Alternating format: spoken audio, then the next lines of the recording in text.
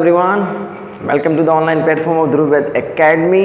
तो चलो बच्चों, रिएजेंट की सीरीज़ को फिर से आगे बढ़ाते हैं। तो होपफुली आपने लास्ट लेक्चर के वीडियोस को देख लिया होगा, यानी लास्ट लेक्चर्स ऑफ रिडक्शंस में, क्योंकि हम रिएजेंट की सीरीज़ को आगे बढ़ा रहे हैं, रिडक्शंस की सीरीज़ को आगे बढ़ा रहे हैं। तो लास्ट लेक्चर्स में हम लोगों ने डिसॉल्विंग मेटल रिडक्शन की शुरुआत कर दी थी, जिसमें मैंने आप लोगों को बताया था कि we have combination of metal and solvents, जिसकी वजह से डिफरेंट टाइप ऑफ रिएजेंट्स होते हैं और उसकी वजह से डिफरेंट टाइप ऑफ रिएक्शंस होते हैं। तो पहले हमने alkali metal with liquid ammonia लिया था, जिसको हम लोगों ने बर्च रिएजेंट बोला था, that is a birch reductions. तो पहला पार्ट हमने बर्च रिडक्शंस का कंप्लीट किया था, जिसमें हमने एरोमेटिक रिंग को रिड्यूस किया था बाया बर्च रिएजेंट, और उसमें हमने उनकी मैकेनिज्म को, उसकी रिजियोसल एक्टिविटी को अच्छे से एक्सप्लेन किया था। तो अगर वो लेक्चर आपने नहीं देखा है तो पहले उस लेक्चर को देख लीजिएगा, क्योंकि आज का जो लेक्चर है ना वो पहले लेक्चर से जुड़ा हुआ है। तो इसलिए मैं इसको कह रहा हूँ that is a birch reductions part 2। ये कौन सा है बच्चों? पार्ट 2 है। अब इस लेक्चर में हम क्या बातें करने वाले हैं, एक बार इसको ढंग से देखते हैं। तो बोर्ड पे मैंने बहुत सारे क्वेश्चंस लिख रखे हैं।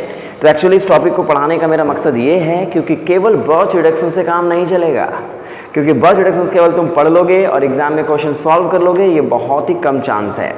लेकिन अगर तुम बर्च रिडक्शंस के साथ कुछ और रिएक्शंस को भी साथ में पैरेलली पढ़ोगे, then after you will say कि आप कह सकते हो कि yes I can do it, मतलब उस क्वेश्चंस को, बर्च के क्वेश्चंस को हम लोग कर पाएंगे। तो बच्चों, इस टॉपिक में मैं डिस्कस करने वाला हूं Birch reductions followed by some other reactions, और उनमें से कौन कौन से रिएक्शंस हम डिस्कस करने वाले हैं जरा देखिए बोर्ड पे।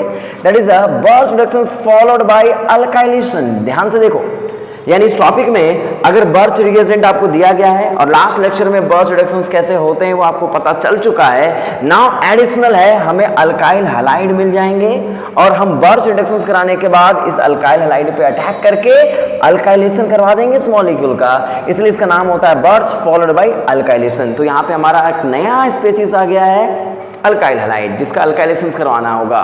उसी तरीके से दूसरा टॉपिक है जिसमें हम लोग बात करने वाले हैं बर्च फॉलोड बाय हाइड्रोलिसिस। मतलब जब आप बर्च रिडक्शंस करा दोगे, कंप्लीट प्रोडक्ट बना दोगे, उसके बाद आपको एसिडिक कंडीशन दे दी जाएगी और उस कंडीशंस में आप इस मॉलिक्यूल में से हाइड्रोलिसिस कराओगे, यानी कुछ बॉन्ड को ब्रेक कराओगे। वाटर के प्रेजेंस में कोई ना कोई बॉन्ड ब्रेक हो जाएंगे। That is the important reaction जिसको आपको समझना पड़ेगा। तो सेकेंड स्टेप अलग हो चुका है। Similarly the birch reductions followed by organolysis. देखना बच्चों, ये बहुत इंपॉर्टेंट टॉपिक चल रहा है, ऑर्गेनोलाइसिस। यानी अगर मैं बर्च रिडक्शंस करवा दूं, उसके बाद मैं ओजोन को लेके आ जाऊं, तो ये रिडक्शंस किसमें कन्वर्ट हो जाएगा? फर्दर एक ऑर्गेनोलिसिस रिएक्शंस में। तो इसके जो प्रोडक्ट बनेंगे बर्च के, फॉलोड बाय हम ऑर्गेनोलिसिस करवाएंगे। सब कुछ देखना है हम लोगों को इस लेक्चर में, बहुत चीजें हैं। Then after we are moving towards epoxidation. किसके बारे में बच्चों? इपॉक्सीडेशन के बारे में बात करेंगे। और इपॉक्सीडेशन का मतलब क्या होता है आपको पता ही है, यानी बर्च रिडक्शंस आप करवाओगे, उसके बाद यहाँ पे आप किसी पर एसिड का इस्तेमाल करोगे जो इसे इपॉक्साइड बनाने में काम करेगा। सिमिलरली हमारे पास अगला टॉपिक होगा दैट इज कॉल्ड डाइहाइड्रोक्सिलेशन। यानी आप जैसे इसको बर्च रिडक्शंस, बर्च रिएजेंट से ट्रीट करोगे, प्रोडक्ट बनाओगे, और उसके बाद यहाँ ऑस्मियम टेट्राऑक्साइड का इस्तेमाल करेंगे, और अगर ऑस्मियम टेट्राऑक्साइड का हमने इस्तेमाल कर लिया है तो वो डाइहाइड्रोक्सिलेशन रिएक्शंस की कैटेगरी में लाई कर जाता है। तो दोनों एक साथ दिए रहेंगे एग्जाम्स में, ठीक है। वैसे ही that is called catalytic hydrogenation. इनके बारे में आप लोग पढ़ चुके हो। यानी पहले हमने बर्च रिडक्शंस करा दिया, उसके बाद यहाँ पे हम विल्किंसन कैटलिस्ट को डाल देंगे, और विल्किंसन कैटलिस्ट इसे रिड्यूस करेगा फर्दर, यानी बर्च के प्रोडक्ट फर्दर रिडक्शंस के लिए रिएक्टेड बन जाएंगे, है ना बच्चों। Similarly we have a hydroboration oxidation. Hydroboration oxidation means if we have a ring और इसे हमने रिड्यूस करा दिया, पर उससे पहले हम यहाँ डालेंगे कुछ कैटलिस्ट, जैसे विल्किंसन कैटलिस्ट, और इससे फर्दर रिडक्शंस होगी, और फर्दर रिडक्शंस के बाद फिर से हम यहाँ पे हाइड्रोबोरेशन ऑक्सीडेशन कराएंगे। तो है ना, बहुत सारे मल्टीपल स्टेप्स हैं यहाँ पे। तो यानी कभी केवल बर्च का सवाल है तो बस ये डाल के छोड़ देगा, लेकिन इसके अलावा भी सारे रिएक्शंस आपको एलिमेंट्री आइडियाज तो पता होने चाहिए। समझ गए बच्चों? तो इसको नोट करिए और एक एक करके हम इन चीजों को डिस्कस करते जाते हैं बच्चों। चलिए नोट करिए इसको, आगे बढ़ते हैं। तो स्टार्ट करते हैं सबसे पहले बर्च फॉलोड बाय अल्काइलेशन। कुछ की मैकेनिज्म सीखेंगे, सबके मैकेनिज्म यहाँ पे डिस्कस अभी नहीं करूंगा मैं, कुछ के मैकेनिज्म डिस्कस करूंगा, कुछ के डायरेक्ट प्रोडक्ट बनाएंगे, क्योंकि हमारा मेन काम यहाँ पे बर्च का मैकेनिज्म समझना था। बाकी इनके और इनके मैकेनिज्म हम डिस्कस कर लेंगे, पर इनके और इन सब की जो मैकेनिज्म है, कुछ की मैकेनिज्म मैंने पहले डिस्कस कर दी है ना बच्चों। कुछ है जिसको हम लोग क्योंकि ऑक्सीडेशन में पढ़ेंगे, तो इसको ढंग से भी देखो, जो चीज़ जरूरत पड़ेंगी यहाँ पे वो सब कुछ मैं समझाता जाऊँगा, ठीक है। तो अंत तक बने रहने का, ठीक है बच्चों। आगे बढ़ते हैं, चलो वेरी गुड। तो now we are going to discuss about Birch reactions के सेकेंड पार्ट को हम डिस्कस करने वाले हैं, जिसमें हम बर्च के साथ बहुत सारी अलग अलग टाइप की रिएक्शंस को अंजाम देने वाले हैं, जिसमें हमारा पहला रिएक्शंस है बर्च फॉलोड बाय अल्काइलेशन। तो बच्चों इसके बारे में थोड़ा ढंग से बात कर लेते हैं, जरा बोर्ड पे देखना। यानी now we are going to discuss first Birch followed by alkylation. अब देखो पहले तो मैं इसका मैकेनिज्म समझाता हूँ, इसमें होता क्या है सब कुछ डिटेल्ड में, फिर इसकी शॉर्टकट है ना, क्योंकि एग्जाम में हर एक का मैकेनिज्म ड्रॉ करने की जरूरत नहीं है, एटलीस्ट नॉन रिएक्शंस की। तो एक बात देखो बच्चों, देखना यहाँ पे, if we have this moiety यानी कार्बोक्सिलिक एसिड मेरे पास दिया गया है, and we have lithium in liquid ammonia, fine, lithium in liquid ammonia. तो आपको पता है बच्चों इसमें मैकेनिज्म के दौरान आप क्या करते हो, यहाँ पे मैकेनिज्म के दौरान समटाइम्स वी हैव, देखो इधर बोर्ड पे देखते चलना, we have radical anion pair बच्चों। यानी यहाँ पे अगर तुम देखोगे तो एक्चुअली एसिड जो होते हैं ना, उनके जो H होते हैं वो पहले रिड्यूस हो जाते हैं, इसलिए ये एक्चुअली क्या होता है, ये कार्बोक्सिलिक एसिड आपने लिया है तो वो अनायन के फॉर्म में रहते हैं, ये बात दिमाग में रख लेना। अगर कार्बोक्सिलिक एसिड दिया है तो वो पहले रिड्यूस होके O- यानी यहाँ से H+ होगा और इलेक्ट्रॉन देके इसको बाहर निकाल देगा, क्योंकि आपको पता है एसिडिक कंपाउंड मेटल के इलेक्ट्रॉन से रिड्यूस हो जाते हैं, H+ इलेक्ट्रॉन लेके बाहर निकल जाता है, उससे कोई फर्क नहीं पड़ेगा। ये मतलब मैकेनिज्म के दौरान इस तरीके से बनते हैं। फिर आपने पता है कि जब ये बेंजीन की रिंग अगर रिड्यूस होगी तो कैसे रिड्यूस होगी, यहाँ रेडिकल अनायन पेयर बनेंगे, है ना बच्चों, रेडिकल अनायन पेयर बनेगा। और जब रेडिकल अनायन पेयर बनेगा तो देखो, या फिर तुम एक काम करो, तुम मैकेनिज्म छोड़ो, इसको OH के फॉर्म में लेके चलो, टेंशन ज़्यादा नहीं लेना। प्रॉपर मैकेनिज्म वैसे होती है, पर हमें केवल एग्जाम में शॉर्टकट के रूप में देखना है, तो प्रॉपर मैकेनिज्म को अगर हम लीव भी कर दे तो कोई फर्क नहीं पड़ेगा। मेन मैकेनिज्म्स पे हम चलते हैं। मेन मैकेनिज्म्स क्या होगा, देखो इधर, जब तुम इस मेटल को इसके साथ ट्रीट करोगे तो रेडिकल अनायन पेयर बनते हैं कि नहीं बनते हैं, बनते हैं ना। उसके बाद यहाँ पे क्या होता है, देखो इधर, यहाँ पे सॉल्वेंट को सॉल्वेंट हम लेते हैं, टर्सरी ब्यूटेनॉल या सॉल्वेंट, याद करो लास्ट लेक्चर में बताया था मैंने। तो ये क्या होता है, प्रोटोनेट हो जाते हैं, प्रोटोनेट हो गए। और अगर ये प्रोटोनेट हो गया तो फिर से यहाँ पे क्या बना होगा, OH मान लो यहाँ पे दिया, रेडिकल यहाँ पे था, फिर से यहाँ पे जो मेटल होगा, जो भी आप मेटल लेते हो वो फर्दर क्या करता है, इसको रिड्यूस करता है, इलेक्ट्रॉन फिर से देता है, और फिर से यहाँ क्या बन जाता है, C डबल बॉन्ड OH-। तो एक बात देखना, जब आप किसी भी विड्रॉइंग ग्रुप के साथ, किसके साथ, विड्रॉइंग ग्रुप के साथ है, बेंजीन अटैच्ड है, तो उसमें अगर बर्च रिडक्शंस कराते हो तो नॉर्मली वो क्या होता है, रेडिकल अनायन पेयर जनरेट करते हैं, प्रोटोनेशन स्टेप्स होते हैं, दो बार प्रोटोनेशन हो गया तो ये भी खत्म हो जाएगा। लेकिन अगर एग्जाम में तुम्हारे साथ ये देने के बाद अगर यहाँ पे कोई अलाइलिक सिस्टम भी दिया हुआ है, यानी अल्काइल हैलाइड दिया हुआ है, तब ऐसे केस में पता है क्या होता है, ये जो माइनस चार्ज है वो इस विड्रॉइंग ग्रुप से स्टेबलाइज होता है, और यहाँ पे आपके पास जो अलाइल ब्रोमाइड्स होते हैं बच्चों, ये अलाइल ब्रोमाइड पे ये माइनस चार्ज क्या करता है, अटैक मार देता है और Br घर से बाहर हो जाते हैं। तो इसका मतलब जिसको मैकेनिज्म इसकी थोड़ी बहुत आती होगी वही इसके प्रोडक्ट को सही तरीके से एक्सप्लेन कर पाएगा, क्योंकि रेडिकल अनायन पेयर में पहला अनायन रेडिकल जो होते हैं वो प्रोटोनेट होने के लिए चले जाते हैं, दो, ठीक है। उसके बाद फिर से मेटल इलेक्ट्रॉन देता है और अनायनिक स्पीशीज जनरेट होती है ना बच्चों। और इस केस में फिर ये जो माइनस चार्ज आप देखते हो ये अलाइल ब्रोमाइड पे अटैक करता है, और अलाइल ब्रोमाइड पे अटैक करने के बाद यहाँ पे एक अल्काइलेशन प्रोडक्ट को फॉर्म करता है। तो सुनो, अगर यहाँ पे अल्काइलेटेड ये नहीं दिया होता तो तुम क्या करते, लास्ट रिएक्शंस में आपने पढ़ा था, इसे हम लोग फाइनली इस मॉलिक्यूल में कन्वर्ट कर दिया करते थे बच्चों, याद है ना। तो अगर मेरे पास दो तरीके हैं, अगर एग्जाम में ये नहीं मेंशन्ड है, ये मेंशन नहीं है, तब क्या करना है, रिडक्शंस कराना है, फाइनल प्रोडक्ट ये बना के चले आना है। लेकिन अगर वहाँ अल्काइल हैलाइड दिया हुआ है तो इसका मतलब रुक जाना, हमारे पास जो विड्रॉइंग ग्रुप होंगे उस पर माइनस चार्ज जब जनरेट होगा इस कार्बन पे तो ये अल्काइलेशन के लिए चला जाएगा। तो that is the final product if alkyl halide is given, then that alkylated product will be the major one. तो ये पॉइंट दिमाग में रखिए। क्यों ऐसा अल्काइलेशन इस कार्बन पे हुआ? क्योंकि यहाँ पे माइनस चार्ज जनरेट होते हैं during the course of reactions. क्या हमारी बात आप समझ गए बच्चों? तो ये पॉइंट है, इसको नोट करो। तो इसका मतलब ये एक बेसिक्स पॉइंट है, लेकिन हमें क्या करना है एग्जाम में? क्या इतने सारे क्वेश्चंस हमको मैकेनिज्म के साथ करने हैं क्या? नहीं, हमें क्या करना है, इसके शॉर्टकट को पहले समझना पड़ेगा। The shortcut will be what? देखो इधर बोर्ड पे, if you have this group, मान लो यहाँ पे आपके पास NR2 दिया गया है, फाइन बच्चों, और यहाँ एग्जाम में लिखा हुआ है के liquid ammonia and benzyl bromide, that will be the question. ध्यान रखना एग्जाम में ये क्वेश्चन इस तरीके से मेंशन होगा, तो आपको समझना पड़ेगा पहले के लिक्विड अमोनिया, दैट मींस अब बर्च रिडक्शंस है। लेकिन यहाँ पे आपको दहेज में दिया गया है अल्काइल हैलाइड, तो आपको क्या करना पड़ेगा? रुकना पड़ेगा। तो पहले बर्च वाले प्रोडक्ट क्या बनेंगे? ये विड्रॉइंग ग्रुप है तो पाई बॉन्ड इनसे दूर बनेगा, है ना। यहाँ पे C double bond O NR2 बनता, ये तो होता है। लेकिन अगर तुम्हें ये PaCH2Br दिया गया है तो याद करो कि मैकेनिज्म के दौरान यहाँ माइनस बने होंगे, है ना। ये तब इमेजिन करना है बच्चों, कब? जब हमारे पास अल्काइल हैलाइड दिया हुआ है। अगर अल्काइल हैलाइड नहीं दिया हुआ है तब तो इसको नॉर्मल फॉर्म में लिख करके छोड़ देना, that will be the final one, fine. लेकिन if there is alkyl halide then write it, because इसका काम है मैकेनिज्म के बीच में जो बना है उसका काम है बस इसका अटैक कराइए, Br को यहाँ से लीव कराइए, and now you will definitely get the final product which is alkylated product CH2PH। क्या मेरी बात आप समझ गए?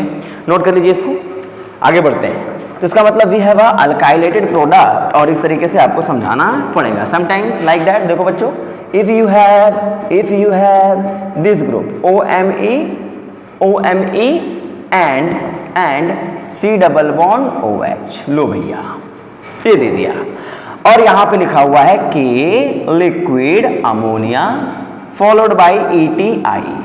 क्या बात समझ रहे हो? तो इसका मतलब if K liquid ammonia is given then, आसान है, पहचान तो लोगे ही क्यों ये बर्च का पार्ट है और बेंजीन की रिंग है। तो सबसे पहले यहां देखो दो ग्रुप हैं, विड्रॉइंग और डोनेटिंग, लास्ट लेक्चर में पढ़ा दिया था मैंने। क्या होगा? ये पाई बॉन्ड के साथ अटैच रहेगा, ये पाई बॉन्ड से दूर रहेगा। Yes, we have this molecule specifically, है ना बच्चों।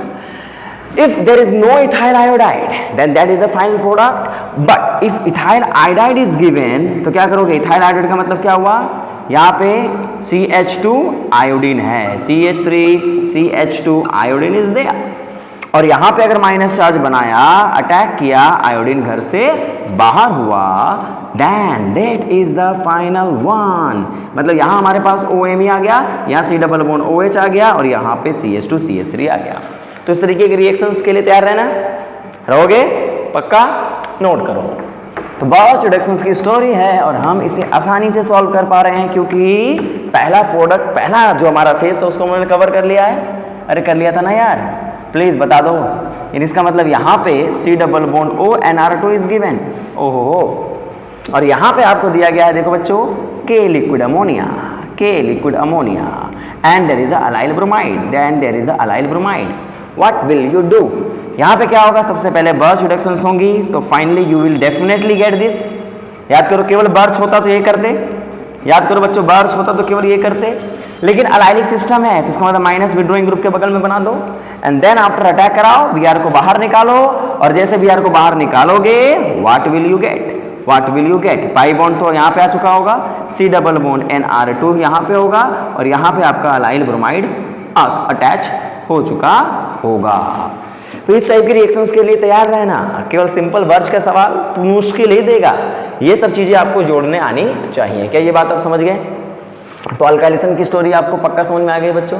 तो अल्काइलेशन कैसे होते हैं, कहाँ होते हैं, ये बात आपको समझ में आएगी। तो विड्रॉइंग ग्रुप जहाँ पे होंगे ना, वो अल्काइलेशन को फेवर करेगा। क्यों? क्योंकि वो माइनस चार्ज को होल्ड करवा सकता है, उसको स्टेबलाइज कर सकता है, रोक सकता है रिएक्शंस में। केवल डोनेटिंग ग्रुप रहेंगे तो फिर अल्काइलेशन पॉसिबल नहीं होता, क्योंकि वो माइनस चार्ज डोनेटिंग ग्रुप के प्रेजेंस में स्टेबलाइज नहीं रहता, वो तुरंत प्रोटोनेट होने का काम करता है। But if there is a withdrawing group, then alkylation product will be more favourable. क्या ये बात आप समझ गए? सिमिलरली बच्चों ये कहानी अल्काइलेशन की थी। वैसे ही सेकेंड टॉपिक क्या होगा, देखो birch followed bye hydrolysis. Hydrolysis इसका मतलब क्या होगा, देखिए जरा, ठीक है। और एक यार एक बात छोटी सी है यार, लाइक करते चलना यार वीडियोस को, बहुत कम लाइक तुम लोग करते हो, केवल वीडियो देख के निकल जाते हो। या टीचर मेहनत करता है उसकी थोड़ी सी फीस तो अदा कर दो, उसमें कुछ नहीं करना, लाइक तो करते जाओ। अब लाइक क्यों करोगे, क्या फ़ायदा होगा टीचर को, देखो मुझे नहीं फ़ायदा होगा, तुम जैसे बच्चों को फ़ायदा हो जाएगा। क्यों, क्योंकि जब तुम लाइक बटन दबाते हो तो वो वीडियो ट्रेंडिंग में आ जाती है, सिंपल है। तो तुम्हारे जैसे दोस्त जो ऑनलाइन यानी यूट्यूब के सहारे ही पढ़ाई करते हैं, फाइनेंशियलिस्ट में स्ट्रांग नहीं है, एटलीस्ट उन तक ये वीडियो पहुंचती चली जाए, वो जब कुछ सर्च करे तो उनको पहले दिखे, विक्रांत सर का वीडियो दिखना शुरू हो जाए उनको, एंड देन वो फॉलो करना शुरू कर दें, है ना बच्चों। तो सिंपल सी बात है, तुम्हारा कुछ नहीं जाता है, बट उन बच्चों के लिए तो सोच लो यार जो तुम्हारे जैसे हैं, तुम एंजॉय कर रहे हो, यूट्यूब पे वीडियो आ रही है, मज़ा आ रहा है, लेकिन कुछ उनके बारे में सोच लो यार, सेल्फिश मत बनो, है ना। आगे बढ़ते हैं, देखो फॉलोड बाय हाइड्रोलिसिस रिएक्शंस की बात करें हम, तो इसका मतलब यहाँ पे क्या होगा बच्चों, देखना इधर है, एक मेरे पास बेंजीन की रिंग है, if there is a OCH3 group, anisole is there and we have a K liquid ammonia, तो एक बात समझना, if there is a reaction what will be the first product, आपको पता है रिड्यूस एक्टिविटी के अकॉर्डिंग आप इसको बनाओगे, है ना बच्चों, पक्का समझ में आ गया, यहाँ तो कोई दिक्कत नहीं। लेकिन if there is a acidic condition, जैसे HCl दिया हुआ है, क्या दिया हुआ है, HCl तो ये कंडीशन अगर मेरे पास है, तो एक बात बताओ बच्चों, अगर ये कंडीशन आपके पास है तो होता क्या है, तुम ही बताओ। ऐसे कंडीशंस में यहाँ से क्या जनरेट हो रहा है, H+। तो बहुत लोग क्या करते हैं, इसके मैकेनिज्म को अलग अलग तरीके से लिखते हैं, प्रॉपर मैकेनिज्म में बता देता हूँ, यहाँ पे तरीका कैसे भी दिखा दो इसको। अब ये H+ है तो ये अल्कीनों पे अटैक मारने के लिए जाता है, याद करो, पढ़ा था आपने, अल्कीन जो होते हैं वो न्यूक्लियोफिलिक होते हैं और H+ उन पे अटैक मारता है। तो H+ जब इन पे अटैक मारेगा तो इस अल्कीन, क्योंकि ये लोन पेयर कॉन्जुगेशन में है, तो ये इस अल्कीन को और भी क्या बना देगा, न्यूक्लियोफिलिक।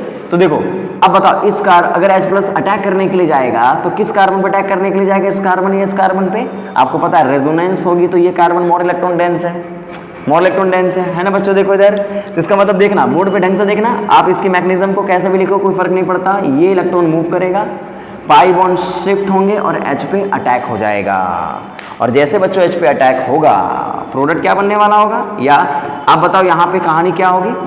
यहाँ पे देखना, ये अल्कीन को कुछ नहीं हुआ, लेकिन O का लोन पेयर कॉन्जुगेशन में आने की वजह से पाई बॉन्ड बना लेगा, और यहाँ पे CH3 होगा, O पे चार्ज पॉजिटिव हो जाएगा, और ये पाई बॉन्ड के इलेक्ट्रॉन इसके पास चले जाएंगे, और तो H जो होगा बच्चों वो इस कार्बन पे अटैच हो जाएगा, है ना भाई, सिंपल सी तो बात है। ये इलेक्ट्रॉन मूव किया, पाई बॉन्ड से यहाँ अटैक हुआ, जैसे याद करो फिनॉल में ऑर्थो पोजीशंस पे अटैक होते थे, वैसा ही तो कुछ कहानी है। बेंजीन होता तो ये कार्बन मोर इलेक्ट्रोफिलिक होता ना, मतलब मोर न्यूक्लियोफिलिक होता, तो इसका मतलब इस कार्बन पे अटैचमेंट हो गई। अब यहाँ जो पानी है उसका रोल क्या होगा, जैसे यहाँ पे H2 है वो CH3 पे अटैक करके इस बॉन्ड को ब्रेक कर देगा क्योंकि O पे पॉजिटिव है। अब बताओ ढंग से देखते चलना, इफ यू आर फॉलोइंग, तो यहाँ क्या बन जाएगा, मिथेनॉल बन के निकल गया, ये C डबल बॉन्ड O बन गया, और यहाँ पे क्या बन गई, एल्कीन, माइंड इट। तो इसका मतलब ये एक क्या है, ये जिसे विनाइलिक ईथर, और इसको मैंने आप लोगों को याद करो विटिक रिएक्शन भी पढ़ाया था, तो ये विनाइलिक ईथर होंगे, और विनाइलिक ईथर की हाइड्रोलिसिस हो गई है, और जैसे विनाइलिक ईथर की हाइड्रोलिसिस हो गई वो एक नॉर्मल कीटोन में कन्वर्ट हो जाएगा। पर एक बात देखना, यहाँ पे ऑलरेडी एक डबल बॉन्ड पहले से था, तो ये क्या है, बीटा गामा, अल्फा बीटा यानी बीटा गामा कीटोन है। लेकिन आपको मैंने बताया था, ये सब बहुत पहले डिस्कस कर चुका हूं मैं नेम रिएक्शन की सीरीज में ही, कि एसिडिक कंडीशन में ये फर्दर क्या होंगे, टोटोमराइज होंगे बच्चों, क्योंकि एसिडिक कंडीशन है, तो एसिडिक कंडीशन में ये क्या होगा, फर्दर टोटोमराइज का मतलब जानते हो, ये अल्फा हाइड्रोजन मूव करेंगे, पाई बॉन्ड शिफ्ट होकर H को ले लेगा, इसका मतलब यहाँ पे पाई बॉन्ड और यहाँ डबल बॉन्ड, और यहाँ पे क्या लग जाएगा, OH, इसी को तो कीटो इनोल टोटोमराइजेशन कहते हो आप। अब बताओ, ये बीटा गामा जो था ये टोटोमराइज करके एक नॉर्मल कॉन्जुगेटेड इनोल में कन्वर्ट हो गया। अब मुझे बताओ, अब दोबारा से जब टोटोमराइजेशन होगा, तो आपको पता है मैंने बताया था this is extended tautomerisation, extended, और अगर एक्सटेंडेड है तो ये C डबल बॉन्ड O यहाँ लगा होगा, पाई बॉन्ड इन दोनों के बीच आ गई होगी, और ये जो H लगा था बच्चों ये कहाँ गया होगा, इस कार्बन के पास। क्या मेरी बात आप समझ गए। तो नॉर्मली ये जो बीटा गामा कीटोन होता है बच्चों, ये आइसोमराइज करके किस में कन्वर्ट हो जाता है, अल्फा बीटा कीटोन में। तो इसका मतलब यहाँ पे देखो क्या हुआ, तीन चीजें हुई है। पहला, बॉच रिडक्शन हुआ है, बॉच रिडक्शंस के बाद हाइड्रोलिसिस हुई है, पानी ने इसको तोड़ दिया है बच्चों। तोड़ने के बाद यहाँ पे हमारे पास एक कीटोन जनरेट हुआ जो पहले टोटोमराइज करेगा, फिर इस बीटा गामा को अल्फा बीटा में कन्वर्ट कर देगा, क्योंकि इससे ज़्यादा स्टेबल ये है, इससे ज़्यादा स्टेबल ये वाला मॉलिक्यूल है। तो ये रिएक्शंस फाइनली कहाँ रुकेगी जरा बोलो। This is the structure of a इनोन। क्या ये? दैट इज अ इनोन बच्चों। क्या मेरी बात आप समझ पा रहे हो? पक्का ना? तो ये मैकेनिज्म थोड़ा दिमाग में रख लेना कि हाइड्रोलिसिस होगी, ये कीटोन बनेगा, देन बीटा गामा को अल्फा बीटा में कन्वर्ट कर देना। तो आगे बढ़े तो नोट करो, इसको ढंग से नोट करो। आगे बढ़ते हैं, होपफुली आप नोट कर रहे हैं और आपको थोड़ा वीडियो समझ में आ रहा है बच्चों। चलिए गुड, कोशिश करते रहिए। चीज़ें कुछ के लिए नहीं होगी, कुछ लोग इसको जानते होंगे, जो जानते होंगे वेरी गुड है, आप प्रैक्टिस कर लीजिएगा इसको। जो नहीं जानते हैं बच्चों सीख लो, है ना। आगे बढ़ते हैं, देखो इधर यहाँ पे अगर मैं बात करूँ आपसे कि if you have benzene ring and if you have this OCH3 and you have this CH3 and you have K liquid ammonia, you have K liquid ammonia and then after, पहला ये दिया गया है, followed by, तुम यहां से birch का सवाल बनाओ, उसके बाद तुम्हें दिया गया है, देखो इधर HClH2O। HClH2O क्या करने वाले होगे? पहला सवाल बर्च का है और बर्च का सवाल होते ही आप क्या करने वाले हो बच्चों बताओ। सबसे पहले आप सेलेक्टिविटी दिखाओगे, पाई बॉन्ड को इस तरीके से तोड़ोगे, याद करो मुझे, याद बताओ, ये तुम्हारा OCH3CH3 बन जाएगा, पक्का बन जाएगा। उसके बाद एसिडिक कंडीशन तुम्हारे पास है और अगर एसिडिक कंडीशन है तो अभी मैंने आपको बताया मैकेनिज्म पता है तो ठीक है, नहीं तो क्या करेंगे, यहाँ से क्या करेंगे, इसको तोड़ेंगे, ये कीटोन में कन्वर्ट हो जाएगा और यहाँ पे अल्कीन बन जाएगी, यहाँ पे CH3 बन जाएगा। मैकेनिज्म मैंने अभी आपको बताया है, पक्का। उसके बाद अभी आपको पता है कि ये बीटा गामा है और अगर बच्चों ये बीटा गामा है तो ये किस में कन्वर्ट हो जाएगा? अल्फा बीटा कीटोन में। क्या हमारी बात आप समझ गए? क्या हमारी बात आप समझ गए? पक्का ना? नोट करो इसको। तो इसका मतलब इस तरीके के क्वेश्चंस अगर एग्जाम में दिए जाएं तो पक्का कर लोगे, पक्का कर लोगे। जैसे देखो इधर एक सवाल और देख लो, if you have this molecule, यहाँ पे है OMe, यहाँ पे है C डबल बॉन्ड OH और यहाँ पे है आपका, छोड़िए C डबल बॉन्ड OH है, यहाँ पे मान लीजिए C डबल बॉन्ड OH आपका यहाँ लगा हुआ है, फाइन। अब यहाँ पे अगर मैं K लिक्विड अमोनिया लिख देता हूँ, उसके बाद मैंने यहाँ पे HCl और H+ डाल दिया है, व्हाट विल यू डू? आपको पता है आप क्या करने वाले हैं, पाई बॉन्ड इनसे दूर बनाने वाले हैं। किन से दूर बनाने वाले हैं? C डबल बॉन्ड OH से, है ना। ये विड्रॉइंग ग्रुप साथ में लगे होंगे, विड्रॉइंग ग्रुप दूर रखा होगा। एसिडिक कंडीशंस में क्या करना है, इस पूरे सिस्टम को ब्रेक करके कीटोन में कन्वर्ट कर देना है। क्या याद आ रहा है आप लोगों को ये बात? एंड ये बीटा गामा बन गया तो इसको किस में कन्वर्ट कर देना है? अल्फा बीटा में। पक्का समझ गए? Are you getting my point बच्चों? Definitely you are getting my point. That will be the final product. तो this are the conditions which we birch reductions followed by hydrolysis. तो नोट करो इसको, अच्छे से नोट कर लो, अच्छे से नोट कर लो। आगे बढ़ते हैं, आगे बढ़ते हैं। और इस टाइप के क्वेश्चंस एग्जाम में अगर दिए जाएं तो डरने की ज़रूरत नहीं है ना। जैसे अगर क्वेश्चन मान लो आपको ये दिया गया होता, यहाँ पे लगा के दिया गया होता और यहाँ दिया गया होता OCH3 और यहाँ पे आपको दिया गया होता पहला sodium and liquid ammonia and then after HClH2O, what will be the product? बना लेना, कर लोगे? कर लेना इसको सवाल को। आगे बढ़ते हैं, नोट करो इसको, एवरीबॉडी सॉल्व कर लेना इसको। आगे बढ़ रहे हैं, चलिए। तो ये कहानी किसकी थी बच्चों? That is simply hydrolysis reactions. तो कभी कभी ना अल्काइलेशन और हाइड्रोलिसिस एक साथ दे देता है। देखो इधर, यानी दो टॉपिक जो आपने पढ़ा है उन दोनों टॉपिकों को मैंने मिक्स कर दिया। If you have OMe and if you have C double bond OH and you have K liquid ammonia first, देखो इधर K लिक्विड अमोनिया फर्स्ट, यहाँ पे CH3 iodine A followed by HCl और H2O। अब इसके लिए तैयार हैं हम लोग? दोनों के लिए तैयार हैं? अरे दोनों बातें अभी पढ़ी ना यार, कि अगर यहाँ K लिक्विड अमोनिया है तो आपको पता है सबसे पहले हम रेडियो सेलेक्टिविटी का ख्याल रख करके इसको इस तरीके से ड्रॉ करेंगे। किस तरीके से? इस तरीके से, है ना बच्चों। यहाँ ताकि OMe भी आ जाए और C डबल बॉन्ड O भी आए, कोई दिक्कत नहीं होती हमें। लेकिन यहाँ मिथाइल आयोडाइड दिया है, दिमाग में चलेगा, माइनस बना होगा और यहाँ भी CH3 को लगा देने का है। यहाँ तो ये पिछले पॉइंट पढ़ा। अब HCl और इसमें हमें क्या करना पड़ेगा, ये जो है इसको तोड़ करके इस पूरे सिस्टम को कीटोन बना देना पड़ेगा। मैकेनिज्म आपको पता है, पता है कि नहीं पता? अरे पक्का पता है मेरे भाई। इसका मतलब यहाँ पे CH3 है और this is the इनोन, beta gamma किस में कन्वर्ट कर देंगे, अल्फा बीटा में। मैकेनिज्म पता चल गया तो फाइनल स्ट्रक्चर को बनाना बहुत आसान होगा, शॉर्टकट मारते चलेंगे। क्या मेरी बात आप समझ गए? पक्का नोट करो इसको। चलिए, this is the important question, और एक क्वेश्चन मैं आपको और दे रहा हूं, आप प्लीज उनके बारे में चर्चाएं करना। जैसे if you have this question, OME, ये कमेंट बॉक्स में बनाने का, कमेंट बॉक्स में बताने का। If you have lithium liquid ammonia, and then after methyl iodide and then after HCl H2O little bit heat, what will be the product? If there is a product, देखना बच्चों, C double bond O CH3A, sometimes we have B, sometimes we have C, and sometimes we have what we have this. Which one will be the correct option? Just write in the comment. ठीक है, note करिए इसको। अब फिर मैं बात करूंगा इसको नेक्स्ट वीडियो में, इसके बारे में चर्चाएं कर दूंगा। नोट कर लो इसको अच्छे से, आगे बढ़ जाता हूं। चलिए, वेरी गुड।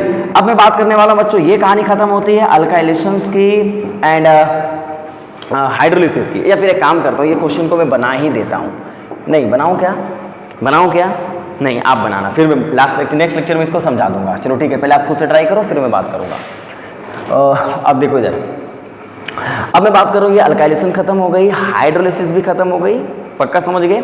अब मैं बात करने वाला हूँ तीसरा पॉइंट। देखो इधर, अब नॉर्मल सी रिएक्शन से बच्चों, अगर मैं यहाँ पे बच्चों इपॉक्सीडेशन की बात कर लूँ, मान लो इपॉक्सीडेशन की बात कर लो, बर्च फॉलोड बाय इपॉक्सीडेशन, तो बर्च फॉलोड बाय इपॉक्सीडेशन में क्या होगा? देखो इधर, इफ यू हैव ज़ाइलिन, मान लो ये ऑर्थोज़ाइलिन होते हैं ना, और यहाँ पे आपके पास के लिक्विड अमोनिया दिया गया है, तो एक बात बताओ, के लिक्विड अमोनिया दिया गया होगा, तो इसी में मैं आपको बहुत सारी चीज़ें समझा देता हूँ। के लिक्विड अमोनिया दिया गया होगा बच्चों, तो ये क्या करेगा, इसको इस तरीके से रिड्यूस करेगा कि ये दोनों चीज़ें सामने इस तरीके से आ जाएं। तो बताओ, इस रिएक्शंस में अगर तुम्हारे पास MCPBA डाल दिया गया है, क्या डाल दिया गया बच्चों? MCPBA, तो क्या करने वाले होगे? अगर MCPBA डाला गया है तो सबसे पहले जो इसके बारे में जानते हैं वेरी गुड, नहीं जानते तो याद रखो बच्चों, ये इपॉक्सीडेशन करता है। मैं जब रिएजेंट का ऑक्सीडेशन पढ़ाऊंगा तो वहाँ पे इसके बारे में चर्चा करूंगा। दैट इज इपॉक्सीडेशन रिएजेंट, ये इपॉक्साइड बनाता है। पर अगर दो अल्कीन है तो उसके इपॉक्साइड बनाता है जो ज़्यादा इलेक्ट्रॉन डेंस हैं, और उनको पता है ये मिथाइल और मिथाइल हाइपर कॉन्जुगेशन से इसको डेंस बनाते हैं। इसीलिए जब आपके पास इस टाइप के क्वेश्चंस आएंगे तो डेफिनेटली आप अल्कीन यहाँ पे क्या होगा, इपॉक्साइड बना देना, यहाँ CH3 और यहाँ पे लगा देना CH3। That is the final product, है ना। जैसे आपके पास मान लो if you have this benzene ring, this is a what, naphthalene, और एग्जाम में दिया गया है के liquid ammonia, then after MCPBA। तो याद रखो, जब तुम नैप्थलीन को रिड्यूस करते हैं, तो मैंने लास्ट लेक्चर में इसके प्रोडक्ट बनाए थे, कैसा बनता है, पहले एक बेंजीन रिड्यूस होती है, इस तरीके से प्रोडक्ट बनते हैं, फर्दर एक बार और रिडक्शन हो जाता है तो कैसा बन जाता है, डबल बॉन्ड यहाँ पे आ जाते हैं। होता है कि नहीं होता बताओ। उसके बाद अगर MCPBA डालोगे तो इन तीनों में से कौन सा डबल बॉन्ड ज़्यादा डेंस है, मिडिल वाला, हाइपर कॉन्जुगेशन ज़्यादा है। अरे ये सब पढ़ा है आप लोगों ने, तो इसका मतलब फाइनल जो प्रोडक्ट बनेगा that product will be like that. क्या बात समझ में आ गई बच्चों? तो इसका मतलब ये अल्कीन ज़्यादा इलेक्ट्रॉन डेंस क्यों है, तो हाइपर कॉन्जुगेशन की वजह से ये ज़्यादा डेंस होती हैं, जिसकी वजह से ये इपॉक्साइड की रिंग सिलेक्टिवली मिडिल वाले कार्बन के पाई बॉन्ड पे बनता है। तो ये कहानी किसकी थी, इपॉक्सीडेशन की। ये सब आप लोगों को डिटेल में मैकेनिज्म में बताऊंगा जब इपॉक्सीडेशन की स्टोरी पूरी पढ़ाऊंगा, बिकॉज अभी बर्च चल रहा है, तो जो बर्च की मैकेनिज्म है उसको ज़्यादा तवज्जो देते हैं, बाकी की मैकेनिज्म उसकी जगह पे होगी। तो ये कहानी इपॉक्सीडेशन की है। उसी के बाद क्या है, देखो इधर हाइड्रोक्सिलेशन। क्या है बच्चों, हाइड्रोक्सिलेशन, या फिर कह लो डाइहाइड्रोक्सिलेशन। तो क्या होगा देखना इधर, if you have OMe and CH3, है ना, और यहाँ पे यू हैव फर्स्ट के लिक्विड अमोनिया जो मैंने लिखवाया रखा था, and followed by osmium tetroxide. कुछ नहीं है, पहला बर्च रिडक्शन का सवाल है, और बर्च का सवाल है क्या है, यहाँ पे आप रिड्यूस इस तरीके से करोगे, यहाँ आपके पास OMe होगा, यहाँ पे आपके पास CH3 होगा, और जैसे ऑस्मियम टेट्राऑक्साइड डालोगे, ऑस्मियम टेट्राऑक्साइड भी उसी पे अटैक करते हैं ना जो ज़्यादा इलेक्ट्रॉन डेंस होता है बच्चों। ये ज़्यादा इलेक्ट्रॉन डेंस है, या फिर एक काम करते हैं ना, मैथिल को यहाँ लगा लेते हैं और भी मजा आएगा। है ना, कंपैरिजन करने में। यहाँ से मेथिल को हटाओ, यहाँ पे अटैक कराओ, ये तुम्हारा मेथिल यहाँ लग गया होगा। फाइन बच्चों, ये तुम्हारा रेडियो सिलेक्टिव रिएक्शंस होगी, है ना। ऑस्मियम डाइऑक्साइड क्या बनाता है, डाइयोल बनाता है। ये किसको फॉर्म करता है, फॉर्मेशन ऑफ डाइयोल का काम करता है। वो अगर दो अल्कीन है तो सेलेक्टिव इसको दिखाता है जो ज्यादा इलेक्ट्रॉन डेंस है, और आपको पता है अल्कीन में ये प्लस एम की इफेक्ट की वजह से ज्यादा इलेक्ट्रॉन डेंस होगा, तो इसका मतलब OMe यहाँ लगा होगा और यहीं पे आपको 2 OH मिल जाएंगे, ये अल्कीन एज इट इज रह जाएगी। फिर जहां वर्कअप किए तो वर्कअप करने के बाद आप ही बताओ, ये एक ही कार्बन पे 2 OMe है तो ये किस में कन्वर्ट हो जाएंगे, कीटोन में। तो ये अल्फा एसिलोइन प्रोडक्ट की तरह ये फॉर्म हो जाएगा अगर तुमने एसिडिक कंडीशन को डाल दिया तो, क्योंकि एक कार्बन पे 2 OO है। अरे हेमी एसिटल कीटल जानते हो ना, वही हो गया ये। तो एक कार्बन पे एक OH लगा है और एक OMe लगा हुआ है। अगर ऐसा कंडीशन कभी एग्जाम में मिले तो इसको तोड़ करके कीटोन बना देने का, है ना बच्चों। तो मेन काम क्या है, बर्च का मैकेनिज्म हम लोग समझ ही चुके हैं, कुछ रिएक्शंस हैं उनको डील कर लेते हैं। तो ये डाइहाइड्रोक्सिलेशन की स्टोरी थी, कंप्लीटेड, पक्का कंप्लीटेड। तो इपॉक्सीडेशन हो, डाइहाइड्रोक्सिलेशन हो, अल्काइलेशन हो, हाइड्रोलाइसिस हो, हम उनके लिए पक्का तैयार हैं ना। अदर वन इज कॉल्ड बच्चों कैटालिटिक हाइड्रोजिनेशन। जरा इसके बारे में भी चर्चा कर लेते हैं। तो कैटालिटिक हाइड्रोजिनेशन का मतलब क्या होगा, देखते हैं। देखो, if you have that type of product, मान लो यहाँ मेथिल दिया गया है, and if you have first potassium in xylene, लो भैया fine, potassium in liquid ammonia, यहाँ लिक्विड अमोनिया मैंने डाल दिया है। उसके बाद मैंने यहाँ विल्किंसन कैटलिस्ट डाल दिया है। विल्किंसन कैटलिस्ट क्या होते हैं बच्चों, PPS3 whole thrice rhodium chloride in presence of H2। तो इसका मतलब पहला रिएक्शन तो क्लियर है, पहला रिएक्शन क्लियर है ना। क्या क्लियर है कि अगर तुमने इसको रिड्यूस कराया है तो ये ज़ाइलिन इस तरीके कन्वर्ट हो जाएंगे, और अगर तुमने विल्किंसन कैटलिस्ट डाला, this is a Wilkinson catalyst, और आप बताओ विल्किंसन कैटलिस्ट किसको रिड्यूस करता है, लेस सब्स्टिट्यूट एल्कीन को। और अगर लेस सब्स्टिट्यूट एल्कीन को रिड्यूस करता है बच्चों तो ये एल्कीन एज इट इज रह जाएगी और ये रिड्यूस होकर के यहाँ पे रह जाएगा। इसका मतलब जब हम लोग कैटालिटिक हाइड्रोजनेशंस करते थे तो वहाँ पे हमारे पास लेस हिंडर्ड एल्कीन पे अटैक फास्ट होता था। ये बात तुम्हें पता है, ये सब मैंने कैटालिटिक हाइड्रोजनेशन में सेलेक्टिविटी बता चुका हूँ मैं, है ना बच्चों। तो ये कहानी थी कैटालिटिक हाइड्रोजनेशन की। तो कभी कभी, क्योंकि देखो बर्च रिडक्शंस में बच्चों 2 अल्कीन्स मिलेंगे और उन दोनों अल्कीनों में कभी कभी आपको सेलेक्टिविटी दिखानी पड़ेगी, चाहे वो इपॉक्सीडेशन हो जाए, चाहे वो डाइहाइड्रोक्सिलेशन हो जाए, चाहे वो कैटालिटिक हाइड्रोजनेशन हो जाए। एंड इसी में देखो, अगर मैं हाइड्रोबोरेशन ऑक्सीडेशन की बात कर दूं, क्या बात कर दूं, हाइड्रोबोरेशन ऑक्सीडेशन, तो इसको समझ लेना।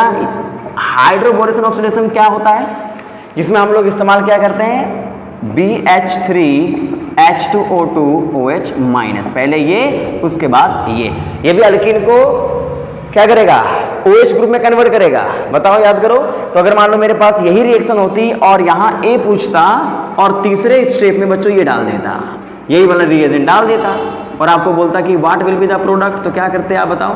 तो हाइड्रोबोरेशन ऑक्सीडेशन में ये याद करो, यहाँ पे सबसे पहले बोरोन अटैच होता है ना, BH3 अटैच होते हैं और क्या करते हैं, सिन एडिशन होती है। ये सब आप लोग पढ़ चुके हो, पक्का पढ़ चुके हो। B मान लो अंदर से अटैक कर रहा है तो BH2 में से, BH3 में से BH2 एक कार्बन पे लगेगा और एक कार्बन पे क्या लग जाएगा, हाइड्रोजन। सिन एडिशन होता था, याद करो बच्चों, पक्का याद है आप लोगों को। अरे इस तरीके की याद है ना, अल्कीन होती थी, यहाँ बोरोन होता था, यहाँ H होता था, यहाँ H2 होता था, ये इस तरीके से ऐड हो रहा होता था, ये ऐड हो रहा होता था, है ना, और ये डबल बॉन्ड ब्रेक हो रहे होते थे और ये सिंगल बॉन्ड ब्रेक हो जाते थे। तो लास्ट में एक तरफ H और एक तरफ BH2 लग जाता था। वही किया मैंने, 5 बॉन्ड को तोड़ के एक तरफ BH2 लगा दिया, एक तरफ H लगाया, पर दोनों एक तरफ से ऐड होते थे, ये सिन एडिशन हो जाया करता था। और लास्ट में जब तुम यहाँ पे H2O2OH माइनस को अटैक कराते थे तो ये BH2 क्या होता था बच्चों, BH2 हट जाता था और यहीं पे क्या लग जाता था, OH, क्या लग जाता था, OH। तो इस तरीके के रिएक्शंस आपने पढ़ी हैं। तो मैं ये क्यों पढ़ा रहा हूँ यहाँ पे, क्योंकि बच्चों कभी कभी नेट और जैम के सवाल जो होते हैं ना वो मल्टीपल, और उसमें भी MSQ के सवाल गेट और जैम में पूछे जाते हैं, जिसमें वो आपसे कह देगा कि अगर इसे इसमें कन्वर्ट करना है तो बेटर स्टेप्स कौन कौन से हैं। तो आपको हर एक के मैकेनिज्म पता हो, मैकेनिज्म तो मैंने इनका भी बताया है, इनका भी बताया और इनका भी बताया है, ठीक है, पर शॉर्टकट मारने आपको आना चाहिए अच्छे से। फाइन बच्चों, आगे बढ़े। तो इसका मतलब this is the catalytic hydrogenation भी हो गया और साथ के साथ हाइड्रोबोरेशन ऑक्सीडेशन भी निपट लिया। पर कैटालिटिक हाइड्रोजन इसलिए मैंने पढ़ाया क्योंकि दो अल्कीन आती हैं और दोनों में से कौन सेलेक्टिविटी, तो अल्कीन की सेलेक्टिविटी की स्टोरी चल रही है, इसलिए मैंने यहाँ पे लाया इसको, नोट कर लो इसको। तो इस टाइप के क्वेश्चंस पक्का कर लेंगे आप लोग, पक्का कर लेंगे हैं। चलिए वेरी गुड। अब लास्ट पॉइंट देखिए, अगर मैंने यहाँ पे अगर मैंने birch reductions followed bye ozonolysis कराया है, ओजोनोलाइसिस कराया है, birch followed bye ozonolysis, simple है ना, क्या होगा देखो इधर, वही कहानी पूरी चलती रहेगी। If you have a alkyne part, if you have a OMe part and if you have a CH3 part and if you have a K liquid ammonia and followed by ozone DME2S DCM। अब बताइए, पहला reaction है K liquid ammonia, that is a birch and benzene की ring reduce होगी, और जब benzene की ring reduce होगी बच्चों तो क्या बना देगी यहाँ पे, दैट इज अ सेलेक्टिविटी, जो अभी तक हम लोग करते ही आ रहे थे, बहुत सारे क्वेश्चंस किए हम लोगों ने। एंड देन आफ्टर अगर मैं यहाँ पे अगर ओजोनोलिसिस कराता हूँ, फाइन, तो बताओ दो अल्कीन में से कौन रिड्यूस होगा, कौन ऑक्सीडाइज होगा, जो डबल बॉन्ड ज्यादा न्यूक्लियोफिलिक होगा, जो डेंस होगा। पढ़ा है आपने, तो अगर नहीं पढ़ा तो रुकना पड़ेगा आपको, ऑक्सीडेशन के लिए इंतजार करना पड़ेगा, ये बॉन्ड ब्रेक हो जाएंगे, और जब बॉन्ड ब्रेक होंगे तो दोनों तरफ क्या लगते हैं, बट 12th में ही पढ़ा था, दोनों कार्बन को क्या दे दो, O दे दो, तो एक तरफ क्या बन जाएगा एल्डिहाइड और एक तरफ एस्टर, और यहाँ डबल बॉन्ड है और यहाँ पे क्या लगा होगा CH3। तो इसका मतलब पहले क्या हुआ, birch followed by ozonolysis, selectivity in the alkenes, more electron dense alkene will react fast। और इसी में if you are doing NaBH4 what will you do, that is the reducing agent, और ये reducing agent किसको attack करेगा, ester को नहीं, alkyne को नहीं, एल्डिहाइड को, हाँ, तो what will be the product बच्चों, that alkene will be as it is, that ester will be as it is, और यहाँ क्या होगा अल्कोहल। क्या हमारी बात आप तक समझ में आ गई होगी, पक्का आ गई होगी। तो मैं आपको कुछ क्वेश्चंस दे देता हूं ताकि आप इसको जब घर पे बनाएंगे तो definitely you will find something good, कि भैया इनको और कहाँ से पढ़ना है वो मैं आपको बता देता हूं। कुछ क्वेश्चंस हैं, लिखो, थोड़ा मैं बता देता हूं आप लोगों को कि यहाँ से अगर आप पढ़ोगे that questions will help you, है ना। चलो आगे बढ़ता हूँ मैं, नोट कर लो इसको, नोट करो। अब मैं कुछ क्वेश्चन दे रहा हूं आपको जूफिल के, कैरुथर के और क्लेडन के, है ना। इस कंसेप्ट से जाकर के उनको फॉलो कर लेना। जैम वाले बच्चे तुम क्लेडन ही पढ़ो अभी, पर कैरुथर पढ़ने की भी तुम्हें ज़रूरत नहीं है। लिखो, आप क्या करो, क्लेडन करो, क्लेडन के 24 एक्सरसाइज में चले जाना। क्वेश्चन जो इंपॉर्टेंट है वो बता देता हूँ मैं। क्वेश्चन नंबर 4 एक बार आप ट्राई कर लेना, ये क्वेश्चन आने की पॉसिबिलिटी होगी। And you will definitely go through the zufil, you will go through the page number 202 and exercise 1 will be there.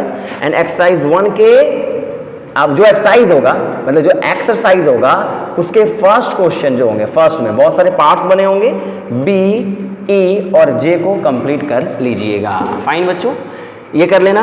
And for Carruthers go to the chapter number 7 and exercise 7.46, that is example. क्या है बच्चों, ये example है। 7.46, 7.47, 7.49, there is a lots of examples, है ना। और जो तुम्हारा सवाल है तो इस टाइप के क्वेश्चंस करने का एबिलिटी आ जाएगी आप लोगों को। तो चाहे वो नॉर्मल हाइड्रोजिनेशन हो, अल्काइलेशन हो, हाइड्रोलिसिस हो, इपॉक्सीडेशन हो, ओजोनोलाइसिस हो, कर लोगे ना बच्चों। तो ये मैंने केवल क्वेश्चन ऐसे सीरीज डाल दिया ताकि आप इनमें कंफर्टेबल हो जाएं। तो चलिए फिर मिलेंगे हम लोग नेक्स्ट टॉपिक के साथ, जिसमें हम लोग इनोन और अल्काइन की बात करेंगे। तो if you like the video then do it. आगे बढ़ें, बाय बाय, तब तक के लिए बाय बाय।